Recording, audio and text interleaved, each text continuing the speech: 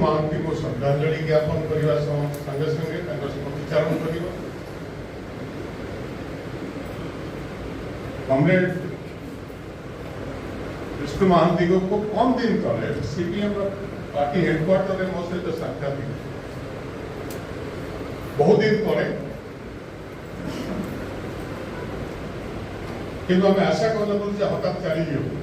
पचार सुरेश बाबू ये कौन है हठात कौन पे चली गए डायबिटिक थी गोटे घा होता ठीक भाव से चिकित्सा करें जहाँ पड़ा तेरे मुझे प्रति मोर श्रद्धांजलि ज्ञापन करुँगी प्रथम आम शुणुले कमरेड विष्णु महांती अवदान संपर्क में छात्र नेता युव नेता